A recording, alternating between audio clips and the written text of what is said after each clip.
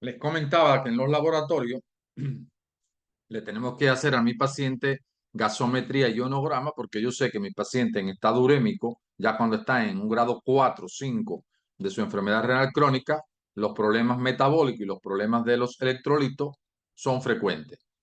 Tengo que evaluar calcio y fósforo porque yo sé que el riñón produce el calcitriol y si no tengo calcitriol, el metabolismo del calcio y del fósforo se van a comprometer. A este paciente le vamos a hacer un electrocardiograma porque yo sé que muchas veces los problemas de potasio, que son uno de los más frecuentes, me altera el electrocardiograma. Además de que son frecuentes lo que nosotros siempre conocemos, los eventos isquémicos, los eventos de hipertrofia de cavidades izquierdas y los eventos de arritmia en un electrocardiograma. Le haría un examen de orina porque yo sé que puedo encontrar dos elementos importantísimos que me orientan hacia el diagnóstico de una patología renal, como por ejemplo la microalbuminuria, la albuminuria, proteínas en la orina o una hematuria.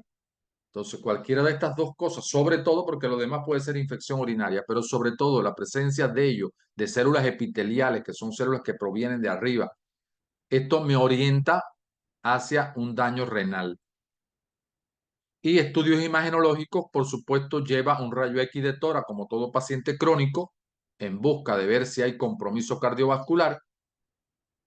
Lleva un ultrasonido renal y de vías excretoras, buscando enfermedades como, por ejemplo, un riñón poliquístico, un riñón en herradura, o una hidronefrosis, enfermedades que comprometan al riñón. Y estudios radiológicos a nivel óseo en dependencia de mi paciente, por lo que ya habíamos comentado del metabolismo del calcio.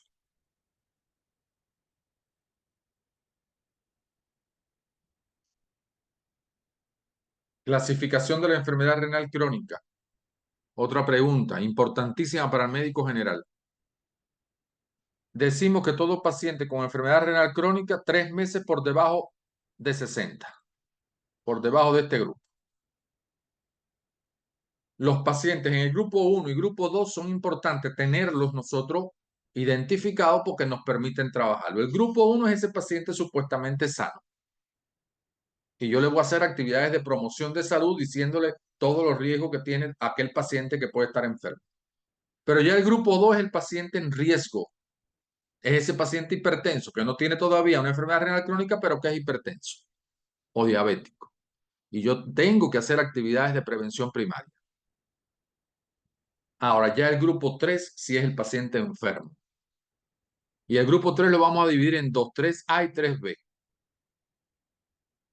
Aquí la tasa de filtrado es de 30 a 60, a 59 en el grupo 3. El 3A de 45 a 59 y el 3B de 30 a 44.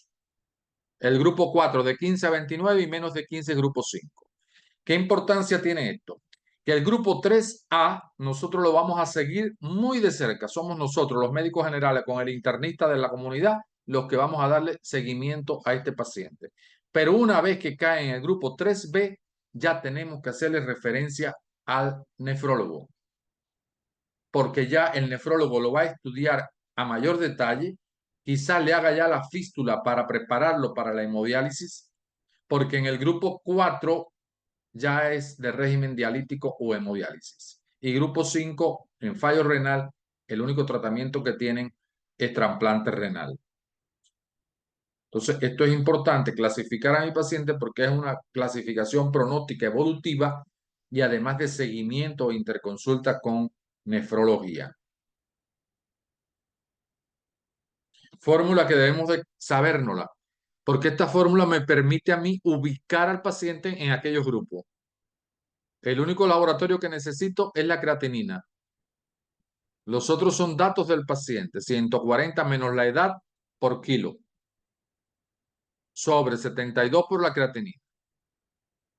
Si es una mujer, lo multiplicamos ese resultado que nos da ahí arriba. Si es una mujer, lo multiplicamos por 0,85. Y esto me va a dar un número que yo voy a ubicar en este grupo. Y en dependencia de dónde esté ubicado, así va a ser la conducta. 3A es conmigo, 3, a partir del 3B con el nefrólogo.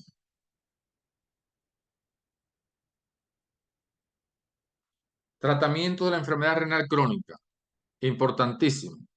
Y más que para responder una pregunta, para la vida también y para ayudar a nuestros pacientes. Tiene un tratamiento nefroprotector y un tratamiento cardioprotector. Vamos a imaginar que es un grupo 3A que está con nosotros, que no lo vamos a interconsultar todavía, obligatoriamente.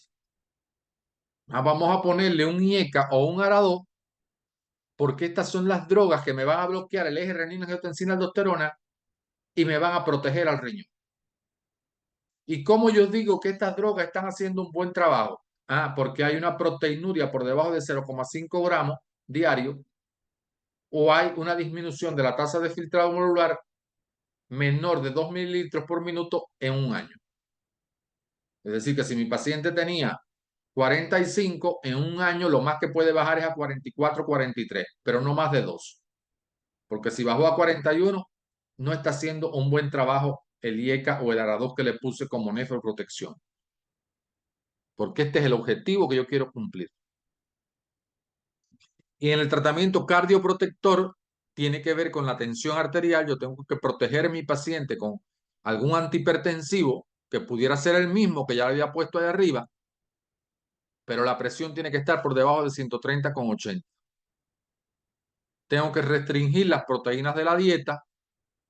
No puede haber mucha proteína en la ingesta, entre 0,6 y 0,8 gramos kilo día. Restringir la sal de la dieta de 3 a 5 gramos diarios. El control de la glucosa, que lo voy a evaluar con la hemoglobina glicosilada, que tiene que estar por debajo de 7. Voy a evaluar cómo está el calcio y el fósforo, que tiene que estar en valores normales. Voy a evaluar el tratamiento antilipídico, que las LDL tienen que estar por debajo de 100. Voy a ponerle tratamiento antiagregante plaquetario porque quiero evitar la trombosis cerebral. Le vamos a poner su aspirina, su clopidogrel. Vamos a evaluar cómo está la hemoglobina porque yo quiero que la hemoglobina en este paciente debe estar entre 11 y 12. Y aquí me voy a salir un poco del criterio que tenemos de anemia según la OMS, ¿verdad? Estamos en un paciente renal crónico. Por tanto, yo quiero tener una hemoglobina entre 11 y 12 porque no quiero que esté por debajo de 11 porque voy a tener poco transporte de oxígeno, pero tampoco más de 12 porque voy a tener hipercoagulabilidad. Entonces no quiero ninguno de los dos extremos. El paciente debe de dejar de fumar por todo lo que implica el tabaquismo y hay que controlar el peso. Ni muy delgado, ni obeso tampoco. Indicaciones de diálisis de urgencia. Hay un recurso que son con las 5 vocales. Pacientes en acidosis metabólica, pH por debajo de 7,1, valorar la diálisis. Problemas con el potasio, electrolitos, hipercalemia, ¿verdad? Hiperpotasemia, mayor de 6,5, valorar diálisis, hemodiálisis. Las intoxicaciones, por ejemplo, intoxicación etílica, salicilatos, drogas que no resuelven con el tratamiento convencional, valorar hemodiálisis.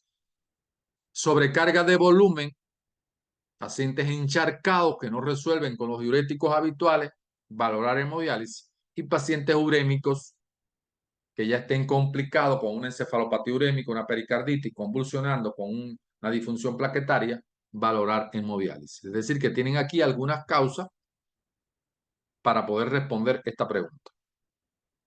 Y un recurso. Hay una pregunta que dice que lo que es el boom. Entonces, el boom, aquí está, es el nitrógeno ureico en sangre, que es de 10 a 20 miligramos decilitro. Entonces, otro producto, hay acá una fórmula de cómo calcularlo a partir de la urea. También, es decir, que han preguntado qué es lo que es boom, bases nitrogenada, nitrógeno ureico, y que puedo tener entre 10 y 20 miligramos decilitro y que lo calculo a partir del valor que me da la urea. Hormonas renales, como yo les mencionaba, la eritropoyetina, que estimula la eritropoyesis, la renina, que regula la presión arterial, y el calcitriol, que ayuda a mantener el calcio, el metabolismo calcio-fósforo a nivel óseo. Clasificación de la infección del tracto urinario. Alta y baja, como yo les decía, o de vía urinaria inferior, vía urinaria superior. De acuerdo a la gravedad, complicada y no complicada. Complicada es aquella que asienta, una infección urinaria que asienta en un riñón que tiene un compromiso estructural o funcional comprometido. Es decir, si yo tengo un paciente con una infección urinaria en un paciente con una nefropatía diabética, eso es complicado. Si tengo un paciente con una infección urinaria en un paciente que es monorreno, que solo tiene un riñón, eso es una ITU complicada. De acuerdo a la evolución aguda y crónica, aquella que es un primer episodio agudo, aquel que tiene 3 o más episodios en un año, vamos a hablar de pielonefritis crónica. Y de acuerdo al curso, recurrente y no recurrente.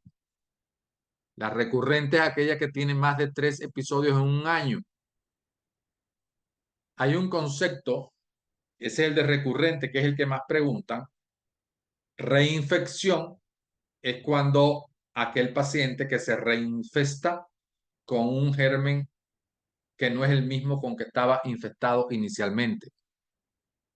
Y la persistencia es aquella que, a pesar del tratamiento que le estoy poniendo al paciente para la infección urinaria, los urocultivos no se negativizan.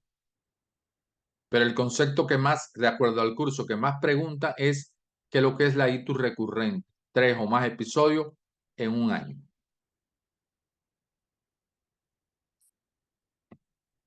Bueno, es este concepto. Primera infección, la forma aguda, infección recurrente, una bacteriuria que no resuelve, todos los urocultivos van a estar positivos, puede ser al mismo microorganismo, persistencia, bacterias con cultivos positivos y negativos al mismo organismo, o reinfección con cultivos positivos y negativos a diferentes organismos, que era lo que habíamos mencionado anteriormente. Han preguntado sobre la anatomía de la próstata. Recuerden que la próstata eh, tiene una función de producir el líquido prostático, estimula la producción de la testosterona y ayuda también al control del flujo urinario. Está situada ahí por detrás de la vejiga, que tiene una forma castaña de base arriba y vértice hacia abajo, con 2 lóbulos, que tiene un peso de 20 a 25 gramos, que la próstata, aunque es un poco olvidado el tacto rectal, recuerden que tenemos que saberlo porque vamos a ser médicos generales, que el tacto me permite a mí identificar el tamaño de la próstata, si la próstata, la consistencia, si es blanda o si es dura, si es blanda es cosa benigna, si es dura, pétrea, es algo maligno, es un adenocarcinoma. El tamaño de la próstata, que no puede ser más que el de un limoncito mediano, chiquito, que no debe de ser dolorosa al tacto rectal. Si hay dolor, puede ser, tiene un carácter inflamatorio y hay que buscar causa. Entonces, son algunos elementos para poder comentar sobre esta estructura. Recuerden, en próstata tenemos que saber tres enfermedades, es decir, tenemos que diagnóstico diferencial de dolor en hipogastrio en el hombre, pensamos en próstata. Y cuando hablamos de próstata, hablamos de prostatitis, hiperplasia prostática benigna y adenocarcinoma prostático. Sobre todo esas 3 como médico general.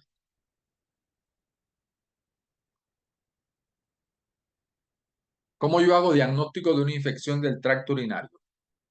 Bueno, el diagnóstico ya nosotros sabemos que tiene 4 elementos: antecedente, cuadro clínico, examen físico y laboratorio. Entonces, los antecedentes, por ejemplo, si se trata de una muchacha joven que tiene una vulvovaginitis, posiblemente haya una vía canalicular ascendente que sea la causa. Entonces, yo tengo que preguntar siempre que me llegue una paciente joven con síntomas urinarios, que yo pienso que tiene una pielonefritis, una infección del tracto urinario alta, tengo que preguntar si mancha el calzón. Porque posiblemente desde ahí, si yo no elimino ese elemento, es posible que venga la enfermedad. Si tengo un recién nacido, un niñito lactantico de 1 mes, 2 meses, con infección urinaria, yo tengo que verle, y es varoncito, tengo que ver el prepucio, porque la fimosis muchas veces es causa. Si es un paciente mayor de 45, 50 años, un hombre mayor de 45, 50 años con infección urinaria, tengo que ver próstata. Estoy obligado. Es decir, que si tengo una embarazada, le hacemos siempre en todos los trimestres exámenes de orina porque ahí está la bacteriuria asintomática.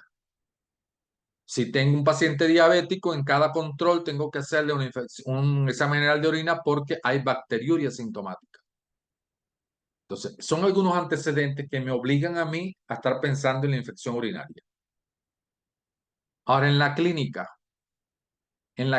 el paciente generalmente lo que viene es con dolor en la zona lumbar y con una fiebre alta con escalofrío. Y puede tener náuseas y vómitos. Y se acompaña muchas veces de síntomas urinarios bajos porque yo sé que hay una vía canalicular ascendente y deja manifestaciones urinarias bajas. Entonces el paciente puede tener ardor, dolor al orinar, insuria. O puede tener polaquiuria, que orina poco muchas veces al baño. O puede haber tenesmo vesical, sensación de que voy y no puedo.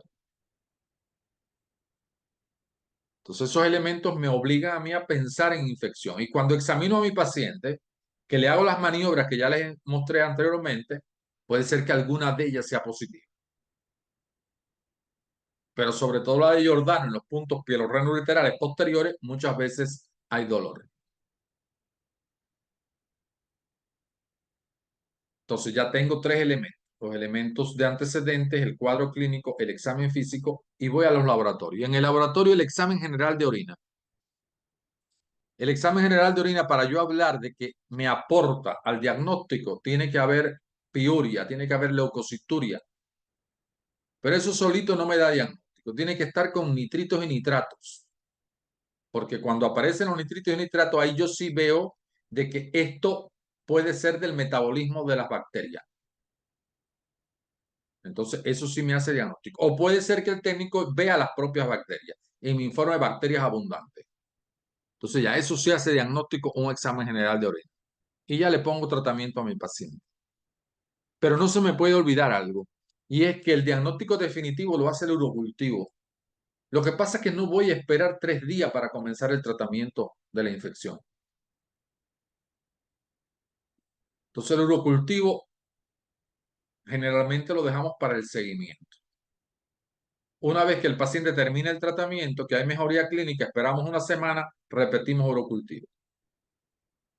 Está negativo. Lo vamos a repetir. El primer año vamos a hacerle urocultivo cada 3 meses y el segundo año cada 6 meses. Por tanto, la infección urinaria no se da alta epidemiológica hasta después de 2 años. Si nosotros hacemos eso, evitamos las itus recurrentes. Si en alguno de esos urocultivos dio positivo de nuevo, hay que empezar de cero. Hay que poner tratamiento y empezar de cero.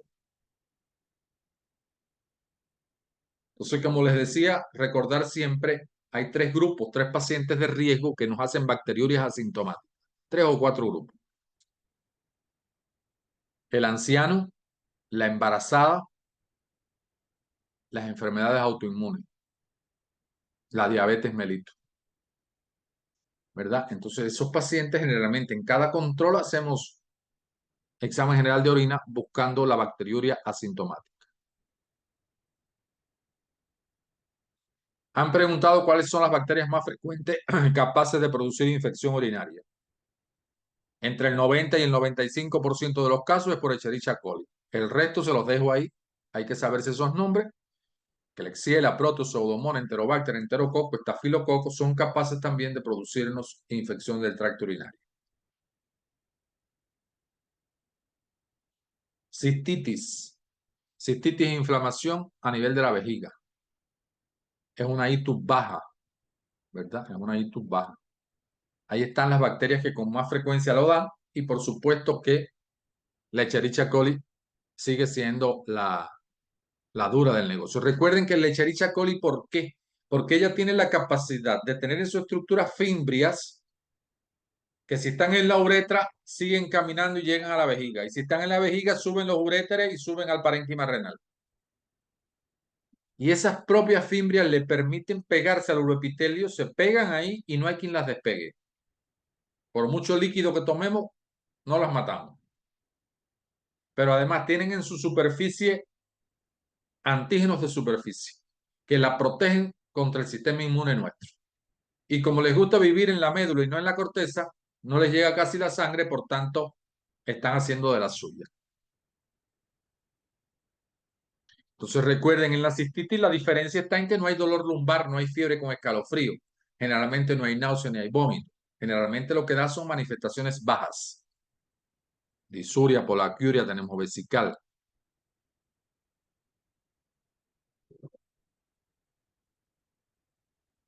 Ahora le da un síndrome miccional bajo, agudo.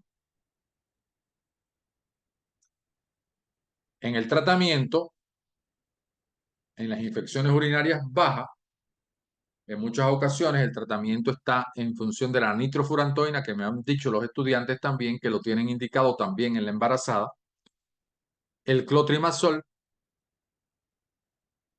las quinolonas, que no es primera línea, pero las podemos utilizar.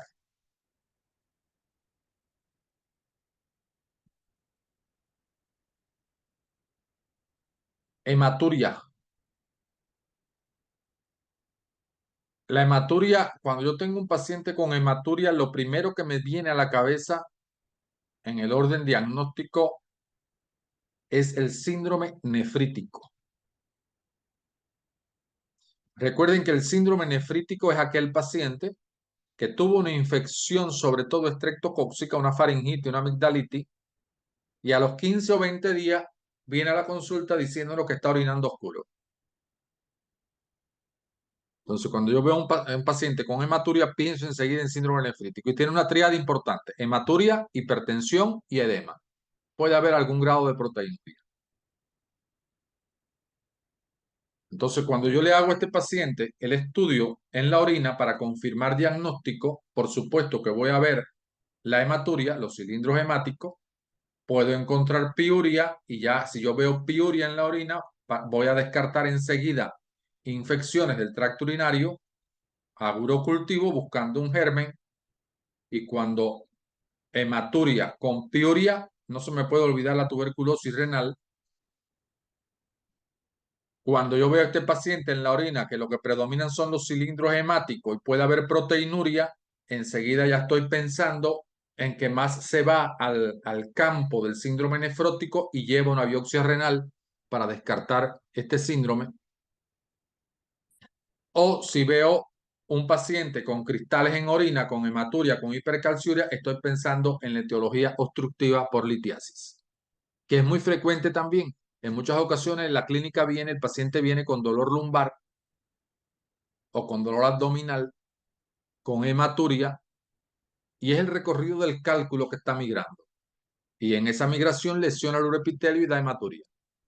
Entonces le haces un ultrasonido y encuentras el cálculo. Y ahí descartas ya la etiología litiásica. Este paciente lo remitimos con el urólogo. Bueno, este es en el caso de una proteinuria. Me van a disculpar aquí, donde dice 25 aquí, yo lo voy a arreglar luego antes de mandárselo. Aquí es proteinuria, no hematuria. Entonces, en el caso de una proteinuria, ya nosotros veíamos, tengo un daño a nivel de la cápsula de Bowman, del glomérulo, se están escapando las proteínas y esto me está generando a mí la proteinuria, que esta va a ser detectable, es decir, la voy a encontrar cuando ya está por encima de 10 a 20 miligramos de decilitro. Entonces debemos de hacer una confirmación de esa, si fue una orina fortuita, vamos a hacer en la primera orina de la mañana para confirmar esta posibilidad. Le podemos hacer otro estudio que se llama proteínas totales en orina, una proteinuria de 24 horas también, donde ahí vamos a descartar realmente que haya más de 300 miligramos en 24 horas en el niño, en adolescentes y en gestantes sobre todo.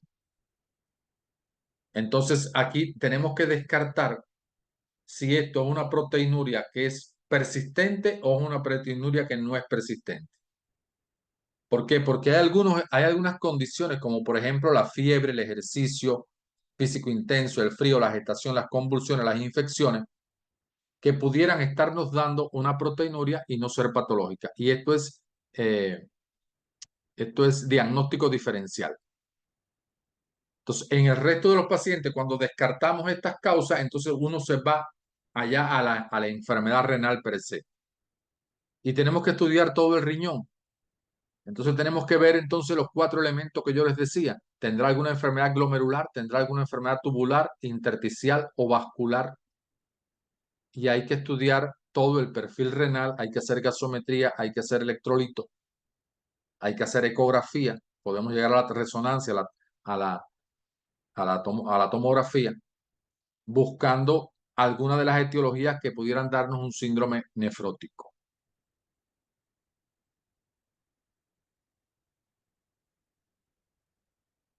Hablamos de proteinuria aislada cuando es menos de 1 o 2 gramos y es de pronóstico benigno, de proteinurias en rango nefrótico mayor de 3,5 gramos.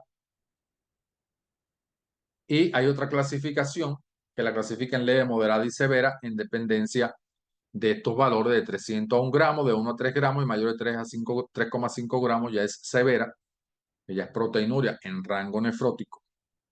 Recuerden que el síndrome nefrótico tiene también una triada, que es los edema en primer lugar, con la hipertensión que puede haber con hematuria, pero tiene que haber proteinuria, y esa proteinuria es mayor de 3,5 gramos día.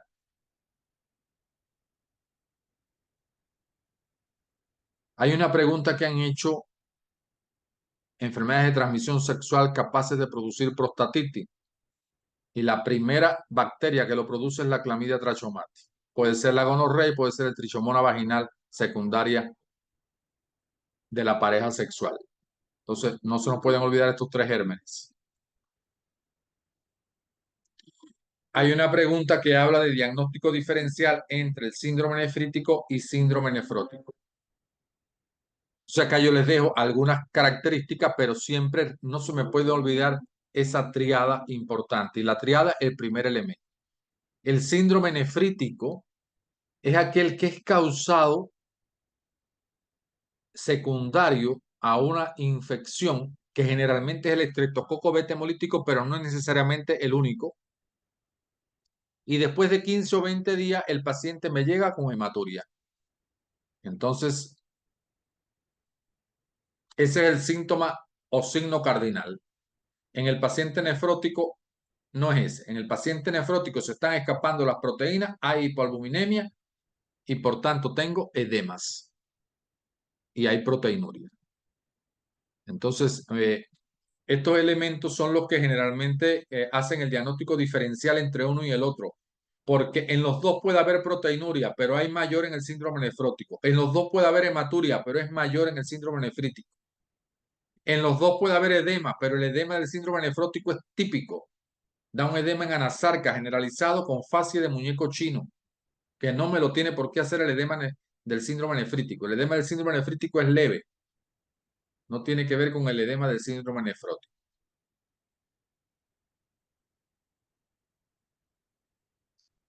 Aquí están las causas de ese síndrome nefrótico, que se parecen mucho a las causas de la enfermedad renal crónica. Hay que saber si algunas de ellas para poder hacer diagnóstico diferencial.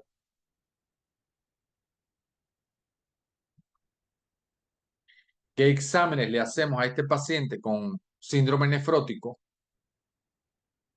Estamos obligados a partir del examen general de orina. Y en el examen general de orina yo pudiera estar mirando ya en un síndrome nefrótico la posibilidad de una microalbuminuria, podría estar mirando la posibilidad de cilindros grasos, cilindros epiteliales o una hematuria microscópica. Pero cuando yo veo a un paciente que tiene ciertos edemas y además tiene en la orina una microalbuminuria o trazos de proteína, trazos de albúmina con cilindros de algún tipo, me hacen sospechar en la enfermedad. Y entonces a eso yo le hago la proteinuria de 24 horas. Y entonces ahí sí trato de enmarcarlo en leve, moderada y severa, como veíamos anteriormente, severa mayor, mayor de 3,5 gramos. Y de ahí le hago el resto de los laboratorios, pero ya casi es para, ya estamos, tenemos confirmación. Ya es solo para evaluar desde el punto de vista general. Va a ver un perfil renal para ver urea, creatinina, ácido úrico. Vamos a ver cómo está la albúmina de forma sistémica, colesterol, el BUN, los electrolitos, las proteínas totales, el perfil lipídico completo. Entonces, este sería el estudio de un paciente con un síndrome nefrótico. Siempre parto del examen general de orina con proteinurias de 24 horas. El tratamiento de este paciente, buscar la causa, tratar la causa, restringir los líquidos y restringir el sodio, porque la sal, porque yo sé que hay, lo fundamental aquí es los edemas, la dieta va a ser normoproteica, aquí no tengo el problema con más bien lo que tengo es una hipoproteinemia, diuréticos para ayudar a depletar la cantidad de volumen que está extravasado a nivel del espacio intersticial. Voy a evaluar la presión arterial y controlar la presión arterial, los lípidos y controlar los lípidos. Y le pongo antiagregante plaquetario, aspirina, clopidogrel para evitar los tromboembolismos.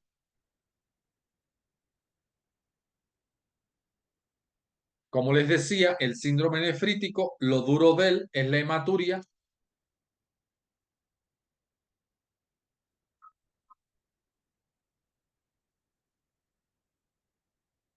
Y a menudo se relaciona con uno de los otros elementos, como es el edema, la hipertensión, la creatinina alta y la oliguria. Pero lo que no me puede faltar en un síndrome nefrítico es la hematuria. Y acá les estoy dejando etiologías de ese síndrome nefrítico, es decir, cuáles serían las causas de ese síndrome nefrítico que me pudiera estar llevando a la hematuria que trae mi paciente. Cuando yo tengo un paciente, y es lo que les he estado mencionando, tengo una faringoamigdalitis, también puede ser una piodermitis por estreptococo, por estafilococo.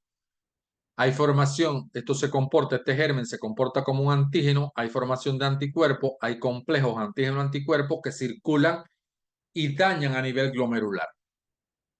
Y este daño a nivel glomerular produce hematuria, proteinuria, produce oliguria, hay edema, esto es desde el punto de vista clínico. El daño a nivel de glomerular hace que caiga la tasa de filtración, disminuye la excreción, hay acúmulo a nivel del espacio intersticial y a nivel del laboratorio voy a estar evaluando estos laboratorios que van a estar comprometidos. Este ASLO es el ASTO también que se llama, o TASO, que es el título de antiestreptolicina O, que aumenta en los pacientes expuestos al estreptococo beta hemolítico. Así veríamos la orina en un paciente con hematuria, para no olvidarlo. Lesión renal aguda, insuficiencia renal aguda. La insuficiencia renal aguda lo vamos a dejar ese término para síndrome, pero para la enfermedad le vamos a llamar lesión renal aguda. Y esta lesión renal aguda aparece sobre todo cuando el individuo es de causa aguda, no existía un daño renal anterior y comienza con disminución del volumen urinario, por debajo del estándar que se plantea de 400 mililitros en 24 horas. Pero yo sé que la diuresis normal, yo hablo de poliuria cuando hay más de 2.000 mililitros por día, diuresis normal, y esta fórmula hay que sabérsela, de 0,5 a 1,5 mililitros por kilo hora, oliguria por debajo de 400 y anuria por debajo de 100. Cuando yo tengo un individuo en oliguria por debajo de 400 en el día, ya yo estoy pensando en una lesión renal aguda. En la etiología no se me puede olvidar las causas prerrenales, causas renales y causas postrenales. Prerrenales, todo lo que está antes del riñón. Un paciente deshidratado me puede llevar a una insuficiencia renal aguda. Un gran quemado con pérdida importante de agua, electrolitos, proteína me puede llevar a una insuficiencia renal aguda. Entonces, en este paciente es todo lo que sucede antes de llegar al riñón. En el riñón todo lo que compromete las cuatro estructuras básicas: vasos, túbulos, glomérulo e intersticio. Y aquí el tratamiento es específico en dependencia de la patología que tenga el paciente. Y por renal es cuando hay un proceso obstructivo después del riñón. Después del riñón. Y en estos pacientes generalmente es urológico, se lo mandamos al urólogo y ellos muchas veces quirúrgica la solución. Fase de la necrosis tubular aguda. Tiene una fase inicial que puede durar hasta 3 días. Entonces el paciente ahí está hipoperfundido. Entonces es cuando hay en la necrosis tubular aguda, daño tubular, hay un daño en la perfusión tisular y ese proceso isquémico genera que el paciente caiga su tasa de filtración. Una fase de mantenimiento donde la oliguria puede llegar hasta 1 a 2 semanas y donde aparece si hay una oliguria, hay una retención de azuados importante, por tanto complicaciones urémicas importantes. Y una fase de recuperación donde ya poco a poco se restablece la tasa de filtración y el paciente va mejorando y con ello los electrolitos de mi paciente.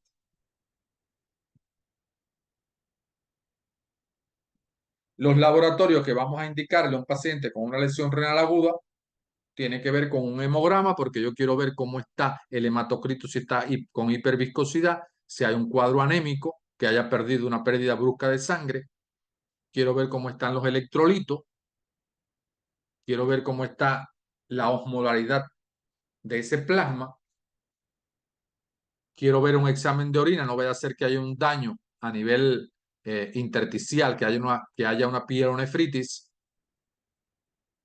Quiero ver el daño, cómo está la excreción de sodio, cómo está el sodio urinario, la densidad urinaria, que me hablan son índices de daño renal.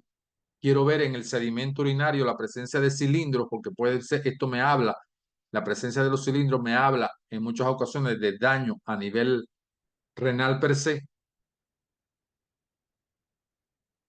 El tratamiento hay que manejar la causa, no es lo mismo manejar una prerrenal que una posrenal, depende de la causa.